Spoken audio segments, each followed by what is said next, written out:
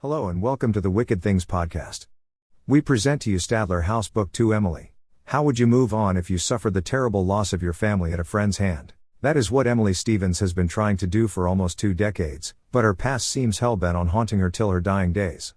She has continued to suffer and now finds herself locked away in a mental health facility. Dr. Stadler hypnotized and forced her to forget parts of her past before his incarceration.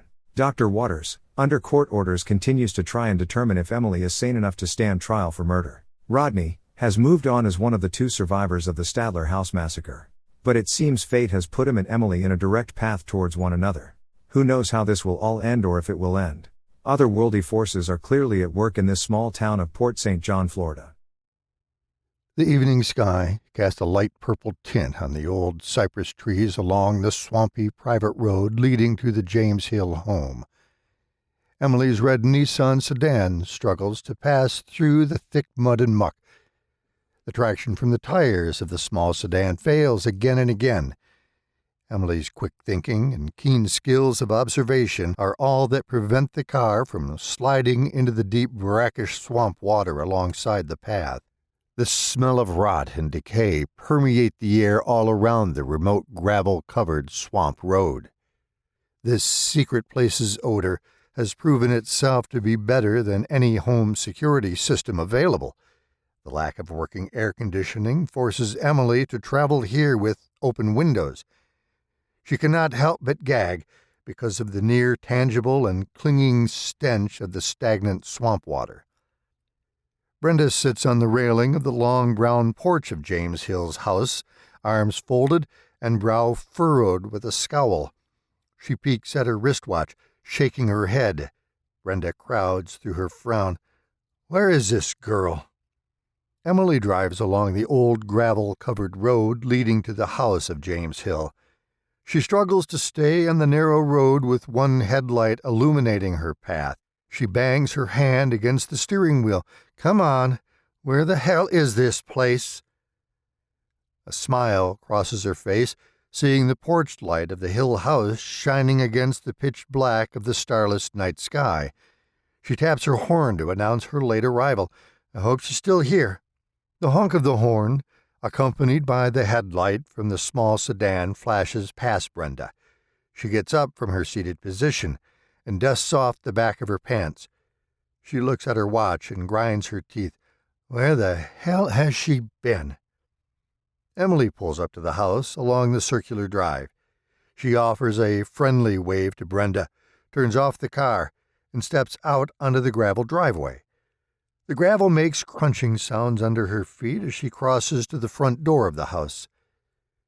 Brenda holds her frown firm, but unfolds her arms and gives a shrug in response to Emily's excuses. She shakes her head no and throws up her open palms toward Emily. Stop. About time you got here, don't you think? Emily recoils, confused by Brenda's aggressive words and demeanor. She reaches into the back seat, grabbing one of her overnight bags. Look, I got the call from Tammy about this transfer of care. I came here right away. I haven't even showered yet. I'm sure I have blood still on my scrubs. I left the house about 30 minutes ago. It's not like this is an easy place to find at night. Brenda shakes her head while she mumbles under her breath. You know what? You're right. I'm sorry. I talked to Stephen this morning. This whole mess is on him.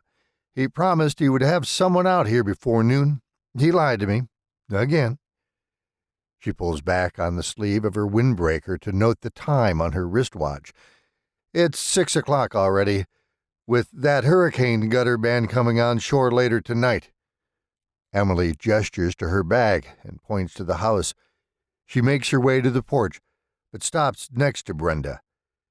Emily's cheeks blush from the embarrassment of the situation and says, Well, I'm here now. The sooner we get all this paperwork signed off, the sooner you can get back to your family. Brenda opens the front door of the house and motions for Emily to go in first. She pats Emily on the shoulder. Sorry. After talking to Stephen, I figured they would have had someone here much sooner than this. Brenda and Emily enter the house of James Hill. She closes the front door behind them. She shrugs. Sorry. He's not much for keeping a clean home. Every time I tried to tidy up, he would complain and throw a fit. The stench of rotting, half-eaten takeout food and the decay of old newspapers scattered across the front room assaults Emily's senses, causing her to gag. She remembers the episodes of the television series called Hoarders, and the inside of the house fits into that show's identification of a hoarder's paradise. The women navigate a pathway through the cluttered front room, crossing sticky terrazzo floors. Brenda gestures to the end of the hallway. Master bedroom is down there. Mr. Hill is asleep right now. If I were you, I would let that old bastard sleep. Emily recoiled in shock at Brenda's venom toward the hospice patient resting in the master bedroom. She shakes her head and motions for Brenda to continue the tour. She follows Brenda into the kitchen, but once again gags at the horrible odor coming from the filthy cockroach-covered dishes stacked along the sink and counter. Emily places her overnight bag on top of the kitchen table. She unzips the bag to reach inside. She pauses for a moment and pulls her hand from the overnight bag, holding a copy of James Hill's sizable chart. Here we go, the chart. We could take a moment before you leave to go over it before rushing off. Brenda retrieves 2 small coffee cups from the cabinet above the kitchen sink. She peeks inside the cup and then blows inside each. Content with the cleanliness of the cups, she turns to face Emily and offers her 1 cup. She grabs the metal coffee pot from the stove. Emily graciously accepts the coffee cup and sits across from Brenda at the kitchen table. Thanks. At this late hour, I could use some coffee. That is, if I will stay awake the rest of the night watching Mr. Hill. Brenda wastes precious little time in pouring both the women a piping hot cup of coffee. Emily accepts the hot, bitter, dark roasted coffee and sips at it. Emily accepts the pour and sips the hot, bitter, dark roasted coffee. She slides the patient chart across the table, stopping in front of Brenda. They didn't tell me much about the patient. I had to pick the chart up from the office before heading this way. I haven't had a chance yet to familiarize myself with it. Is there anything you can add that's not in the chart? Personality issues? Quirks? Anything else I should know? Brenda flips the chart open, making sure to examine each note. She reads through his list of prescriptions, then careful to learn his known food allergies. Last, she reviews his terminal illnesses, which placed him into hospice care. She takes a long drink from the hot cup of coffee, then places it on the kitchen table at the edge of her reach. No, everything here seems in order. I've been taking care of Mr. Hill for over a month now. Well, ever since he got out. What do you mean by got out?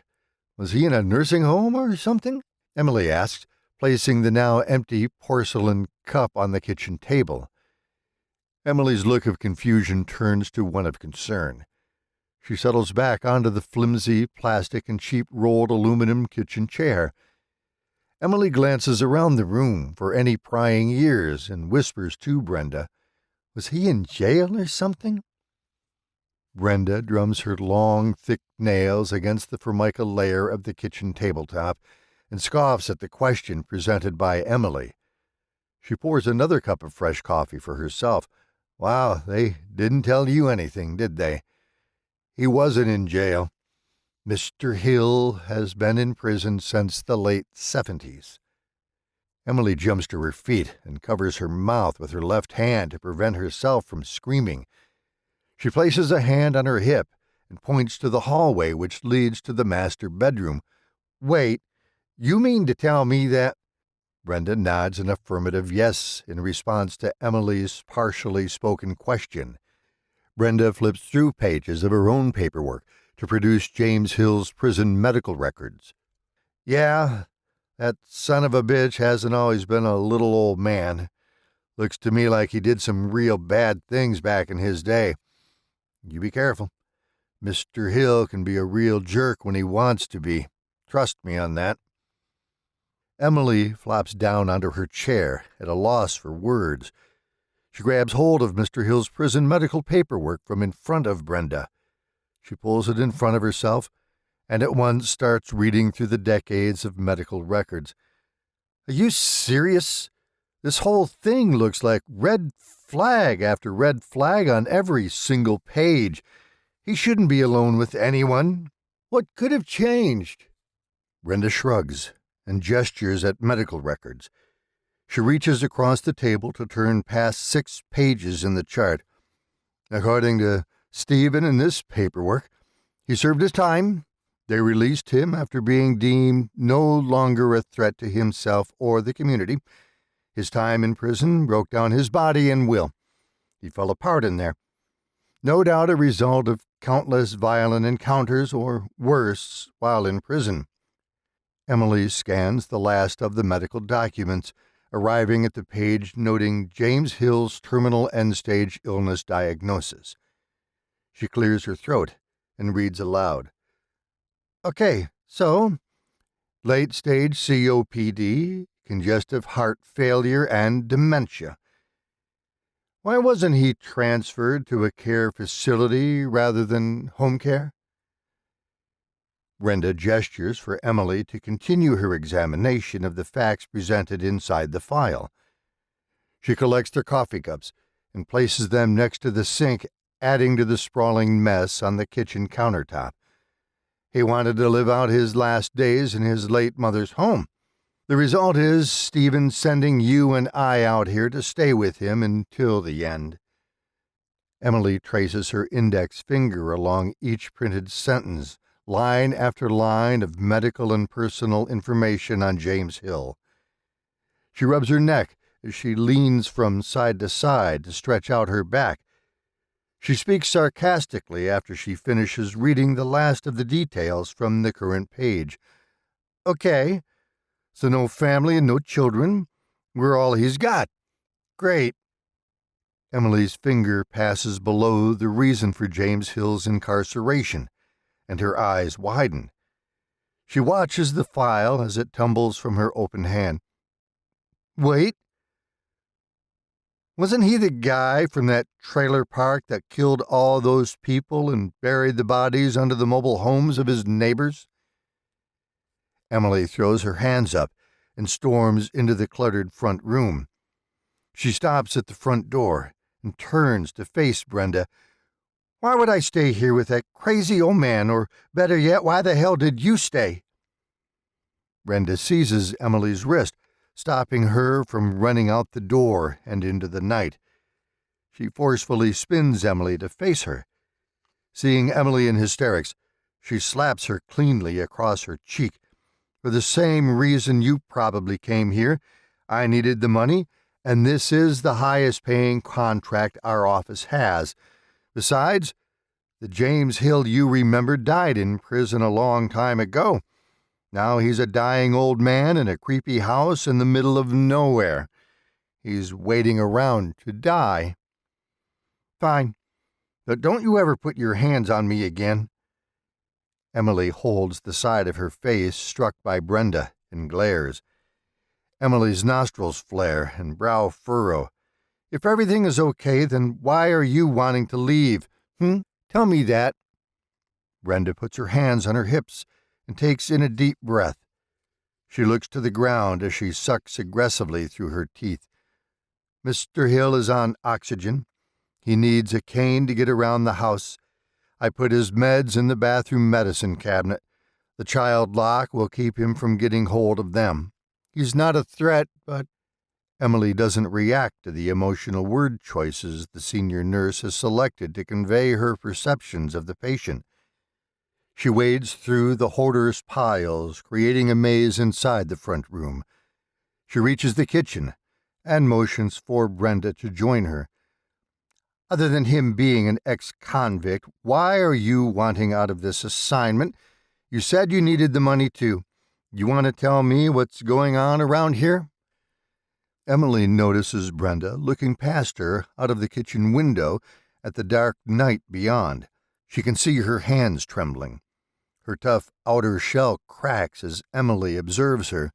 It's his sleepwalking that I can't handle any more, or his night terrors. Every time I turn around, something's moved or broken by him during another one of his sleepwalking episodes.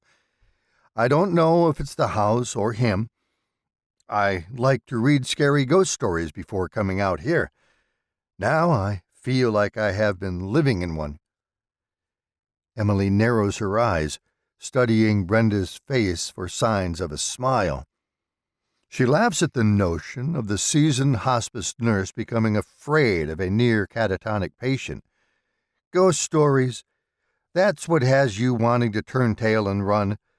A sleepwalking old man scared you into giving up your work. Kind of pathetic, don't you think? I mean, the prisoner thing has me worried, but if Mr. Hill is as bad off as you're saying, he can't possibly last more than a handful of days at this rate. Brenda frowns and gestures for Emily to hush. She glances towards Mr. Hill's bedroom. She motions for Emily to lower her voice. Brenda pleads with her from across the kitchen table. You will wake him up. Trust me, you want him to sleep as long as he can possible. Emily takes a deep breath and closes her eyes to calm her nerves down. She sits down to study her nerves, and she flips open the transfer of care documents. She gestures for Brenda to sign the page. Well, I guess we need to get this all signed off. At least then you can leave. I will call Stephen on Monday and try to get some answers from him about this mess. Brenda pulls a black ballpoint pen from her scrub's breast pocket and signs the document. She retrieves a folded sheet of paper from her hip pocket and pushes it into Emily's hands. That's his meds list and times for someone to give each to him. Remember to document all his meds taken or refused by James. Emily studies the list and folds it up, placing it in the breast pocket of her scrubs. Her clear disappointment with Brenda shows on her face. Emily closes the patient chart with Brenda's signature. Great. Thanks for the report. Is there anything else? Brenda steps next to Emily and glances around, ensuring they are alone still. She leans in close to Emily and whispers, Hear me out. If I were you, I would give him a therapeutic nursing dose of his pain meds and hope he dies peacefully in his sleep. The hell is wrong with you? We're not hired killers. It's our job to make the patient's passing easy and painless. Emily steps away from Brenda with a look of disgust cemented on her face after her candid remark about the elderly ex-con. She shakes her head and watches Brenda pick up her overnight bag. Brenda practically runs to the front door of the house. Brenda offers a parting glance of concern for Emily's well-being. She opens the front door, steps outside, and tells Emily, If you're smart, you'll do what I was too chicken shit to do myself. If it comes down to him or you, choose you. Try to stay safe. After a couple moments pass for Emily, as she stares blankly at the front door, her mouth hangs open in shock at Brenda's words before her exit. She gets shaken from her stupor by the sound of Brenda's car starting and pulling away from the house. She locks the front door and settles onto a chair in the kitchen. Emily opens Mr. Hill's records to begin a deep information dive into the old man's earlier treatments. Emily starts to commit the first sentence of the chart to memory, but the silence inside the rural country house gets broken by the sudden cries for help from the master bedroom. James Hill's screams find their way down the hallway, erupting throughout the home and all around Emily. Oh, God! No! No! Get out of here! Emily leaps to her feet. Without a second thought, she barrels down the dark, narrow hallway to the door of the master bedroom. She passes the cheap wooden doors to the other rooms along either side of the hallway. She loses her footing and slams shoulder first into the wall at the end of the hallway, next to the master bedroom door. Emily groans after impacting the wall. She winces while she rubs her shoulder. "That hurt." She reaches out, taking the doorknob firmly in her hand. She twists the brass knob, and a jarring, sharp pain shoots through her injured shoulder like a lightning bolt. At that moment, James screams out in terror again. His voice booms past the master bedroom and echoes into the hallway. "Help me! They're trying to take me!" His pleas for help send chills racing down the young nurse's spine. I really like this Stadler House series. If you like it, don't forget to throw us a like or subscribe. But for now, this is the Wicked Things Podcast signing off. Until next time. Goodbye.